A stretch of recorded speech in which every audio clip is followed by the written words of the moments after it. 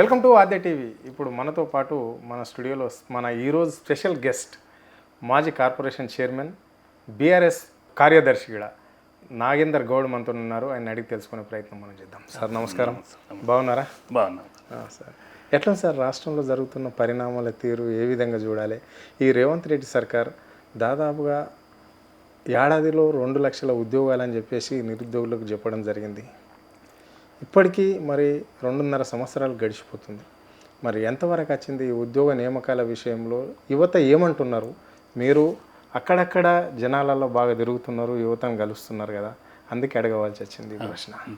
అయితే రేవంత్ రెడ్డి గారి ప్రభుత్వం వచ్చిన తర్వాత ఏదైతే రాకముందు ఎన్ని హామీలు ఇచ్చిండో అందరిని కూడా మోసం చేశాం. నీకు సకల జనులను, రైతులను, నేను రైతు బిడ్డ అంటారు, రైతులను మోసం చేశాడు.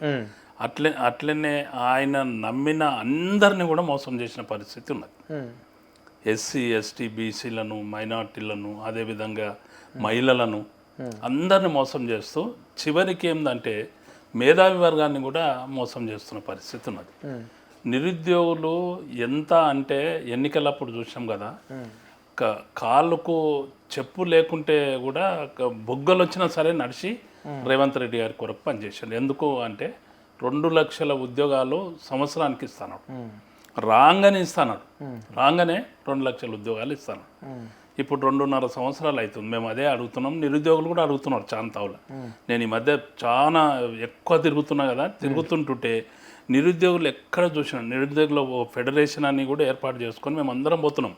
చాలా మంది పోతుంటే అక్కడ ఏర్పాటు అవుతున్న ప్రతి దగ్గర కూడా ఏమొస్తుంది అంటే 2 లక్షల ఉద్యోగాలు అన్నాడు, 2 సంవత్సరాలకు 4 లక్షలు, ఇది సగం సంవత్సరం అంటే 5 లక్షల ఉద్యోగాలు చేయాల్సిన అవసరం ఉన్నది. 5 లక్షల ఉద్యోగాల ఏం చెప్తున్నాడు అంటే 70,000 ఉద్యోగాలు ఇచ్చిన అంటున్నాడు. మేము ఒక్కటి అంటున్నాం, 70,000 ఉద్యోగాలు అంటే కేసీఆర్ గారు ఆ రోజు ముఖ్యమంత్రిగా ఉండి చివరి టైం లోపల అన్ని నోటిఫికేషన్స్ ఇచ్చుకుంటూ పోతుంటే చివరికి వచ్చింది. అది చివరికి వచ్చి రిటర్న్ టెస్టు లేకుంటే ఓరల్ టెస్టు అన్ని టెస్టులు అయిపోయి చివరికి ఎప్పుడైతే అపాయింట్మెంట్ చేసేటి లెవెల్లో కొన్ని లేకుంటే కొన్ని టెస్టులు పెట్టేటి కొన్ని నోటిఫికేషన్స్ అన్నీ అయిపోయినాయి.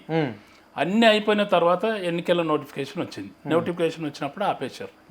వాటి అన్నిటికీ అపాయింట్మెంట్ ఆర్డర్స్ ఇచ్చిన వాటిని కూడా కలుపుకొని నువ్వు మాట్లాడుతున్నావు అంటే యాక్చువల్గా ఒక 10-11 వేల ఉద్యోగాలు ఇచ్చాడు ఆయన వచ్చినట్టు. మిగతా అన్ని బీఆర్ఎస్ పార్టీ ఇచ్చిన నోటిఫికేషన్లు ఇచ్చేసి 70,000 అంటున్నాడు. సరే, ఏది అయినా 5 లక్షల ఉద్యోగాలు అయితే రాష్ట్రంలో నిరుద్యోగులకు బాకీ ఉన్నావు కదా, నిరుద్యోగుల పరిస్థితి ఏంది? ఎందుకు ఈ రాష్ట్రంలో నిరుద్యోగులు ఎవరికి కూడా ఉద్యోగం కావాలి అని అంటలేరట. ఈ ప్రజాప్రభుత్వంలో రాష్ట్ర ముఖ్యమంత్రి చెప్పలేడా? వాళ్ళు ఉద్యోగాలు అద్దాన్ని ధర్నాలు చేస్తున్నారు అని చెప్పేసి ఇక్కడ గతంలో అన్నాడు. మరి మీరు విన్నారో లేదో మీకు తెలియదు, కానీ ఇక్కడ ఆ పరిస్థితి లేదు అని చెప్తున్నారు. ప్రజా సంక్షేమం, ప్రజాప్రభుత్వం నడుస్తుంది కాబట్టి రాష్ట్రంలో ప్రజలకు అన్ని దగ్గర అయిపోయినాయి, అంతా అన్ని చేరవేస్తున్నాం. ఏదైతే మేము ఇచ్చినామో అన్ని ఉద్యోగాలు ఇచ్చాము. ఇక్కడ నిరుద్యోగులే స్వయంగా చెప్తారట రాష్ట్ర ముఖ్యమంత్రి. ఇప్పుడు నిండా అయింది నిరుద్యోగుల గురించి ఆ విధంగానే తప్పుడు మాటలు ఇప్పటికి కూడా. ఎందుకంటే ఆయనకు, ఆయన కుటుంబానికి, ఆయన అన్నదమ్ములకు ఉద్యోగాలు వచ్చినాయి. ఆయన ఎంబడున్న అన్యాయులు ఎవరైతే ఉన్నారో వాళ్ళకు ఉద్యోగాలు వచ్చినాయి. ఇక మంచి సమృద్ధిగా అయింది కాబట్టి అనేకమైన లెక్క తప్పిన ఆరోపణలు. నేనేమంటున్నా అంటే ఎంతమంది నిరుద్యోగులు ఎలా రోడ్డు మీద తిరుగుతున్న పరిస్థితి, నోటిఫికేషన్ల కొరకు తిరుగుతున్న పరిస్థితి. ఏదైతే అశోక్ నగర్ ఆ రోజు రాహుల్ గాంధీ గారిని తీసుకొని వచ్చానుగా, ఇప్పుడుదా పోదాం, ఎంతమంది ఆడ నోటిఫికేషన్ల కొరకు ఎదురు చూస్తున్నారు, ఎంతమంది ఉద్యోగాల కొరకు ఎదురు చూస్తున్నారు. ఘోరాతి ఘోరమైన రాష్ట్రంలో ఘోరాతి ఘోరమైన పరిస్థితి, నిరుద్యోగుల పరిస్థితి ఉన్నది. నేను ఇంకో విషయం అంటున్నా, ఏ విధంగా అంటే నిరుద్యోగులకు ఉద్యోగాలు ఇవ్వడం లోపల 2 లక్షల ఉద్యోగాలు ఇస్తూ ఈ నిరుద్యోగులకు భారం అవుతున్న పరిస్థితి ఏంటంటే అప్లై చేసుకోవడం కానీ, లేకపోతే ఉద్యోగాలకు నోటిఫికేషన్ పడ్డాక కూడా అప్లై చేసుకోవడం. ఆ తర్వాత ఇంకా ఏంటంటే ప్రిపరేషన్ కొరకు ట్యూటోరియల్స్, అక్కడ ఉన్న ఇన్స్టిట్యూట్లకు మెటీరియల్స్ కొరకు కూడా భారం అవుతున్న పరిస్థితి ఉన్నది. ఆ విధంగా కూడా భారంతో బాధపడుతున్న నిరుద్యోగులు ఉన్నారు. వారి కొరకు నేను నిరుద్యోగ భృతి ఇస్తాను. మరి ఏమైంది నిరుద్యోగ భృతి? ఎందుకు ఇవ్వలేకపోతున్నావు? ఇటు నిరుద్యోగ భృతి ఇవ్వడం లేదు, అక్కడ 2 లక్షల ఉద్యోగం అట్లా చాలా ఇస్తున్నాడు. 10వ తరగతి చదివిన పిల్లలకేమో స్కూటీలు ఇస్తామన్నాడు. మళ్ళీ వాళ్ళకి ఫీజు రిమెంబర్మెంట్ తో పాటు కొన్ని వాళ్ళకి ఎంత కావాలంటే అంత ఇస్తా అని చెప్పిండు. మళ్ళా డిగ్రీ పీజీ చేసిన వాళ్ళకి అందరికీ ఇస్తాను. ఇప్పుడు ఫీజు రియంబర్స్మెంట్ లేక మొన్న మా జిల్లాలోనే ఇబ్రాహీంపట్నంలో కాలేజ్ యాజమాన్యాలు అంతా కలిసి కంప్లీట్గా హైకోర్టులో అప్పీల్ పోయారు. మేము నడిపేయలేని పరిస్థితి ఉన్నది మా కాలేజీలో, ఫీజు రియంబర్స్మెంట్ ప్రభుత్వం నుంచి వస్తలేదు. కోర్టు ఏం డైరెక్షన్ ఇచ్చిందంటే పోయినోళ్ళు యాజమాన్యాలు కాబట్టి మీరు పిల్లల ద్వారా తీసుకోండి, తర్వాత మరి గవర్నమెంట్కి వెళ్ళి వచ్చినాక ఇవ్వండి అని చెప్పి అక్కడ నుంచి వచ్చింది. ఆ వార్త వినంగానే, ఆ జడ్జిమెంట్ వినంగానే ఒక పిల్లాడు సూసైడ్ చేసుకొని చనిపోయాడు. మంచి క్లెవర్ స్టూడెంట్. ఎందుకు అంటే బడుగు బలహీన వర్గాలలో ఈ ఎలా గవర్నమెంట్ ఫీజు రియంబర్స్మెంట్ మీదనే డిపెండ్ అయ్యి, ఆ రోజు ఏంటంటే కేసీఆర్ గారు అసలు ఫీజే అడిగిన పరిస్థితి లేదు.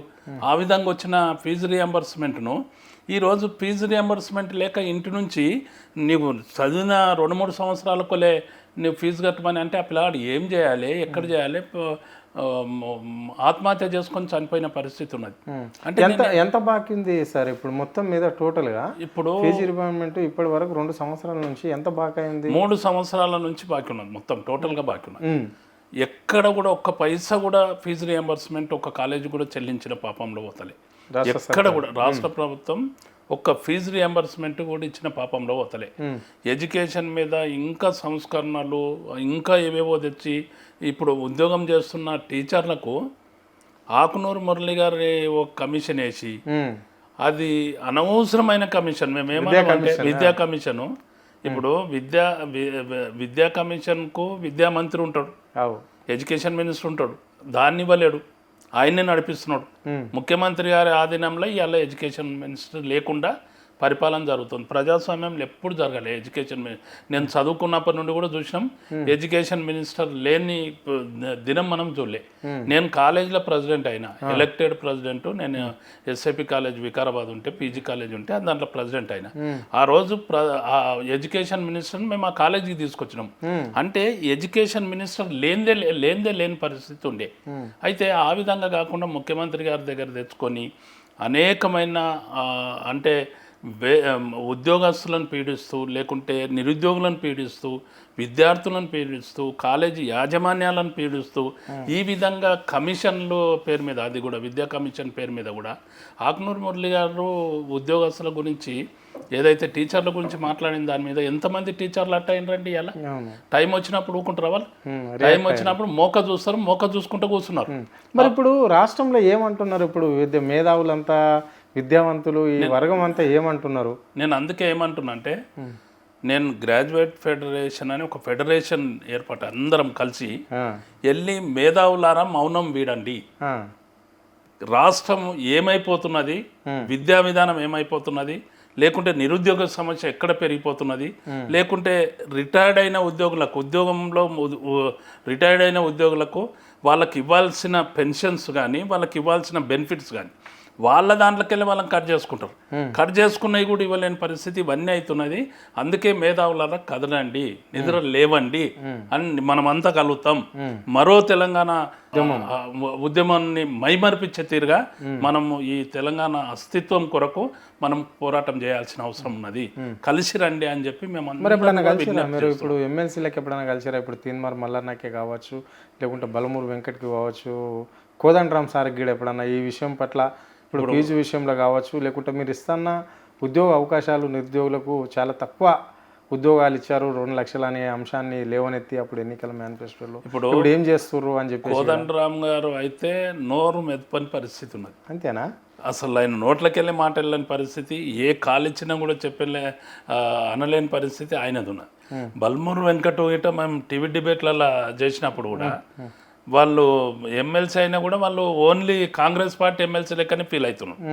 ఈ నిరుద్యోగుల కొరకు ఏదైతే పీడిత వర్గాల నుంచి చదువుకుంటున్న విద్యార్థులు ఎవరైతే ఉన్నారో వారి గురించి పట్టించుకున్న పాపం లేదు. నేను ఒక ఎగ్జాంపుల్ చెప్తా. ఏదైతే రిటైర్మెంట్ అయిన ఉద్యోగస్తులకు ఎక్కడ కూడా రావాల్సిన బెనిఫిట్స్ రావడం లేదు.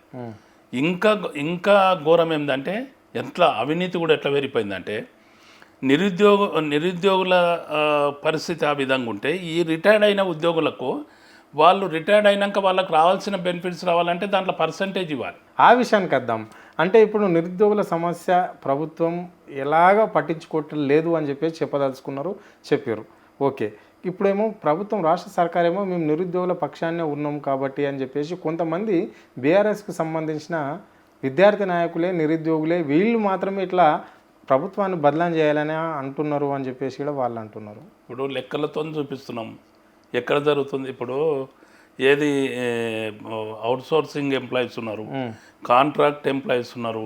నీకు అంతెందుకు ఎడ్యుకేషన్లను SSY SSA Sarva Shiksha Abhiyan, right, దాని కింద రాష్ట్రం మొత్తము ఎంతోమంది ఉద్యోగస్తులు రోడ్డు మీద కూర్చొని ధర్నాలు చేశారు. పట్టించుకున్న పాపంలో వాళ్ళే ప్రభుత్వం. వాళ్ళని రెగ్యులరైజ్ చేస్తారా, లేకుంటే వాళ్ళని ఉంచుతారా, తీస్తారా, లేకుంటే వాళ్ళకి ఏ విధంగా వాళ్ళకు శాలరీస్ ఇస్తారు, పే స్కేల్ ఏదైతే ప్రభుత్వంలో ఉన్న అందరి మాదిరి ఇస్తారా అని వాళ్ళు ఎన్ని ధర్నాలు చేసినా కూడా పట్టించుకున్న పాపం. మేము వెళ్ళి విజిట్ చేసినాం. రైట్. మరి ఉద్యోగుల ముచ్చట ఏంటి ఇక్కడ? ఈ పెన్షన్ విషయం కావచ్చు, పిఆర్సీల విషయం కావచ్చు, రిటైర్డ్ అయిన వాళ్ళు దాదాపుగా ఈ రాష్ట్రంలో 20,000 మందికి పైగా ఉంటే వాళ్ళు నానా అవస్థలు పడుతున్నారు. ఇందిరా పార్కులో వచ్చే ఎన్నోసార్లు ధర్నాలు, ఆందోళనలు. అంటే ఈ వయసులో రిటైర్మెంట్ అయిపోయి వాళ్ళ వయసులో షుగరు బీపీలతోటి వచ్చేసి అక్కడ ధర్నాలు చేయవలసిన పరిస్థితి ఎందుకు వస్తుంది రాష్ట్రంలో? వాళ్ళ బెనిఫిట్స్ వాళ్ళకి ఇవ్వడానికి ప్రభుత్వం ఎందుకు కేటాయిస్తుంది? ఇప్పుడు ఈ ఉద్యోగస్తులు ఒక ఎగ్జాంపుల్, ఒక టీచింగ్ సైడ్ తీసుకుంటే టీచర్స్ని ఘోరంగా వాళ్ళని అవమానపరుస్తున్న పరిస్థితి. ఉద్యోగం లోపల కూడా వాళ్ళని మనసులో కూడా చూడని పరిస్థితుల్లో అనేకమైన సంస్కరణల పేరు మీద విపరీతంగా ఒక టీచర్కు ఎంత వర్క్ ఉండాలి అంటే టీచింగ్ సైడ్ ఆయన ఏం చెప్పడం అట్లా విడిచిపెడితే విపరీతమైన వేరే వరకే అనవసరమైన రిపోర్ట్లు, అనవసరమైన కాయిదాలు, అనవసరమైన ప్రభుత్వ కార్యక్రమాల్లో ఏంది అంటే ఈ రిపోర్ట్ ఆ రిపోర్ట్ అని చెప్పేసి ఊర్లో తిరగడము, ఇండ్ల లెక్కలు పెట్టడము, ఆ లెక్కలు పెట్టడం, ఈ లెక్కలు పెట్టడం తప్ప వేరే ఏది కూడా దాన్ని ఫలితాలు ఉంటలేవు. వాళ్ళకు స్ట్రెయిన్ అయిన పరిస్థితి ఆ విధంగా ఒక్కటి జరుగుతుంది. రెండో విషయం ఏంటి అంటే వాళ్ళు సర్వీసులో ఉన్న ఉద్యోగులు కూడా సర్వీసులో ఉన్న ఉద్యోగుల మీద కూడా వాళ్ళ జీతాల మీద మళ్ళా ఆలోచన చేసి జీతాలను తగ్గించాలని చెప్పి ఆకునూరు మురళి గారు స్పష్టంగా చెప్పడం జరిగింది. మళ్ళా వాళ్ళకి పర్మనెంట్ చేయాలి అంటే కూడా వాళ్ళ దాంట్లో కూడా మళ్ళీ ఎలిజిబిలిటీ టెస్ట్ పెట్టాలంటారు. ఇప్పుడు ఐఏఎస్ అయిన వ్యక్తిని కలెక్టర్ నుంచి ప్రమోషన్ ఇవ్వాలి అనుకుంటున్నాకు, మళ్ళీ ప్రమోషన్ ఇవ్వాలంటే మళ్ళీ ఎగ్జామ్ పెట్టి మళ్ళీ చేయాలంటే ఎవడన్నా పాస్ అవుతారా వీళ్ళంతా? మరి వాళ్ళకి లేని వీళ్ళకి ఎట్లుంటుంది? అవును, రకరకాలుగా పిచ్చి కార్యక్రమాలు చేసుకుంటూ ఆ విధంగా ఉన్నది. వీళ్ళు రిటైర్డ్ అయిన ఉద్యోగస్తులు నాకు రిటైర్డ్ అయిన ఉద్యోగస్తులకు రావాల్సిన బెనిఫిట్స్ కేసీఆర్ గారు గవర్నమెంట్లో జాప్యం జరిగింది, మేము వెంబడి ఇస్తామన్నారు. అప్పుడు మేమేమంటున్నాం అంటే నేను ఎడ్యుకేషన్ ఇన్ఫ్రాస్ట్రక్చర్ కార్పొరేషన్కు నేను చైర్మన్ ఉన్నా. ఎక్కడనన్నా ఒక్క టీచర్కు ఆ రోజు సమస్యలు ఉన్నాయండి? ఒక్క ఉద్యోగస్తునికైనా సమస్యలు ఉన్నాయా? ఆ సమస్యలన్నింటినీ కూడా సొంతంగా ఆలోచన చేసిన పరిస్థితి ఉంటే ఉద్యోగస్తులకు అందరికీ రిటైర్డ్ అయిన ఉద్యోగస్తుల బెనిఫిట్స్ ఈ రైతు బంధు ఇచ్చినట్లు 6 నెలలకు 1 ఎకరా, 7 నెలలకు 1 ఎకరా ఇట్లా అయితే ఇస్తున్నాడో వాళ్ళకు కూడా బిచ్చం వేసినట్లు ఇంత ఇచ్చుకుంటూ పోతుంటే ఎక్కడ వాళ్ళు 70 మంది చనిపోయిన పరిస్థితి. 72 మంది రాష్ట్రంలో చనిపోయిన పరిస్థితి. దాని గురించి ముఖ్యమంత్రి గారు ఆలోచన చేయరు. ఎడ్యుకేషన్ మంత్రి ఉన్న ఆయన శాఖ ఉన్నది కాబట్టి దాన్ని ఆలోచన చేయరు, అధికారులు ఆలోచన చేయరు, శాసనసభ్యులు ఆలోచన చేయరు. ఆ విధంగా ఘోరంగా అంటే వచ్చిన ఒక టర్ము ఈ టర్మే మాది, మళ్ళీ మేము వచ్చేది లేదు పోయేది లేదు, ఈ టర్మే మనం బిక్క తిందాము అనే కాడికి వచ్చేసి రకరకాల అడ్మినిస్ట్రేషన్, ఎడ్యుకేషను, ఉద్యోగస్తులను, నిరుద్యోగులను అందరినీ పీడించుకు తింటున్న పరిస్థితి ఉంది. రైట్. ఇది ఇట్లుంటే మరి రాష్ట్రంలో మొన్న ఒక సమ్మె చూసాం మనం, ఆర్టీసీ సమ్మె. అందులో ఒకరి కూడా బలిదానం కూడా కావడం అనేది జరిగింది, శంకర్ గౌడ్. సో మరి దాని మీద మీ స్పందన ఏంటి? ఇప్పుడు ఆర్టీసీని విలీనం చేసే పరిస్థితిలో రాష్ట్ర ప్రభుత్వం ఉన్నట్లన్నా వాళ్ళకైతే హామీ ఇవ్వడం జరిగింది, June 2 అని చెప్పేసి కూడా ప్రభుత్వం చెప్పింది. ఇప్పుడు ఆర్టీసీ మేనిఫెస్టోలో వాళ్ళ డిక్లరేషన్ నేను చదివిన 32 హామీలు 32 హామీలు. అయితే అన్ని హామీలు ఇచ్చి దాంట్లో ప్రధానంగా ఏంది అంటే మేము వచ్చిన మూడుట్లా వచ్చిన మరుక్షణమే మేము గవర్నమెంట్లో కలుపుతాం అన్నాం. అవును, మరి గవర్నమెంట్లో కలపలే. అవును, మీ పార్టీ మొత్తము ప్లేట్ ఇచ్చింది, అన్నం కలిపింది, ముద్ద కట్టి పెట్టింది, కూర కలిపింది, అన్నం కలిపింది, అంతా తినడానికి రెడీ పెట్టింది. ఇప్పుడు ఈ పార్టీ పోయి కాంగ్రెస్ పార్టీ అధికారం రాగానే మీకు నోట్లో పెడతామని చెప్పారు. మరి ఇంకెందుకు 2.5 సంవత్సరాలే? అది ఇప్పుడు వాళ్ళు 2.5 సంవత్సరాల్లో కూడా వాళ్ళు చేసింది ఏంటంటే హఠాత్తుగా నిరారది స్ట్రైక్ పోలే వాళ్ళు. 45 రోజుల ముందు నోటీస్ ఇచ్చారు. అంతకన్నా ముందు వచ్చిన నాటి నుండి నోటీసులు ఇస్తున్నారు. నోటీసులు ఇస్తే ఈ తర్వాత ఈ క్యాబినెట్లా ఇట్లా చెప్పుకుంటా వెళ్ళి చివరికి ఏమైపోయిందంటే ఇక వీళ్ళతోని కాదు, వీళ్ళు చేయలేరు అని చెప్పి వాళ్ళు స్ట్రైక్ కాల్ ఇవ్వడం జరిగింది. దాంట్లో జరిగింది ఏంటండి, ఎక్కడ పరిస్థితి. ఇప్పుడు శంకర్ గౌడ్ గారి కుటుంబం ఏంది, ఆయన కొంతకు 10 లక్షలు ఇస్తామని. ఇప్పుడు మరి ప్రభుత్వంలో ఉన్న ఓ కార్యకర్త వాళ్ళ కాంగ్రెస్ వాళ్ళు ఉన్నారు కదా లీడర్లు, మరి వాళ్ళకు 10 లక్షలు ఇస్తే వాళ్ళ కుటుంబం బతుకుతుందా? శంకర్ గౌడ్ పరిస్థితి, ఆయన కుటుంబ పరిస్థితి ₹1 కోటి డిమాండ్ చేసిన వాళ్ళు యూనియన్ వాళ్ళు, మేము కూడా అదే డిమాండ్ చేస్తున్నాం. ఆయన మొత్తం మనిషే లేడు, మనిషే లేని పరిస్థితుల్లో మీ ప్రభుత్వ హత్య కింద అదే వచ్చింది. ఆ విధంగా జరిగింది. తెలంగాణ ఉద్యమంలో కీలకంగా ఉన్న వ్యక్తులు, తెలంగాణ సాధనలో వాళ్ళు ఉన్న వ్యక్తులు, అట్లాంటి వ్యక్తులను తీసుకుపోయేసేసి రోడ్డు మీద వేసేసి అగమ్య గోచరంగా వాళ్ళ పరిస్థితి ఎంత అంటే కొందరు నీళ్లు లేక స్పృహ తప్పిపోయినరు, ఎండకు స్పృహ తప్పిపోయినరు. ఆడపిల్లలు ఎక్కడ అంటే ఆ ఉద్యమం జరుగుతుంటే, స్ట్రైక్ జరుగుతుంటే పోలీసు వాళ్ళు దొంగలను చిత్రీకరించినట్టు చేశారు. మహిళలు కూడా బాత్రూమ్లో వెళ్దామంటే ఇలా వెళ్ళారండి. అంతగానం ఘోరమైన పరిస్థితి. మేము ప్రజాస్వామ్యంలో మేము ప్రజాప్రతినిధులుగా, ఇప్పుడు నేను అడ్వకేట్గా లేకుంటే సోషల్గా మేము ఎన్నో కార్యక్రమాలు తీసుకొని చేస్తున్న వ్యక్తులము. మేము పోయి వాళ్ళని పరామర్శిస్తామంటే కూడా ఎక్కడికక్కడ హౌస్ అరెస్ట్లు, ఎక్కడికక్కడ నిర్బంధాలు, పోలీస్ స్టేషన్లో పెట్టడము, ఈ విధంగా చేశారు తప్ప ఇప్పుడు శంకర్ గౌడ్ గారి కుటుంబానికి ముఖ్యమంత్రి గారు ఏం ఆన్సర్ చేస్తారు? లేకపోతే వాళ్ళని ఏదో తూతూ మంత్రంగా పిలిచేసి ఆ ఉద్యమం ఎక్కడ దారితీస్తుందో అని తూతూ మంత్రంగా పిలిచేసి ఇలా స్ట్రైక్ కాల్ అప్ చేశారు. మరి ఇస్తారా జూన్లో విలీనం అవుతుంది అని చెప్పేసి గట్టిగా నమ్ముతున్నారు. ముఖ్యమంత్రి ఫ్లెక్సీకి ప్రతి డిపో దగ్గర ఆర్టిస్ట్ కార్మికుల ఇళ్లలో కూడా పాలాభిషేకం జరిగిన ఘటన మనం చూసినాం మొన్న.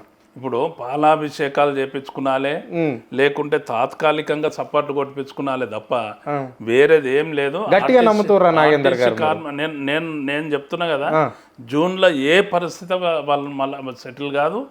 అది తూతు మంత్రంగానే ఈ 6 గ్యారంటీలు 420 హామీలు ఎట్లయితే ఉన్నదో అన్ని వర్గాలను మోసం చేసినట్లు ఆర్టీసీ వాళ్ళను మోసం చేసిరు. ఇప్పటికే మరోసారి మళ్ళా ముంచబోతున్నారు. Okay, right. Thank you. మీ అమూల్యమైన టైం మాకు కేటాయించినందుకు ధన్యవాదాలు. Thank you.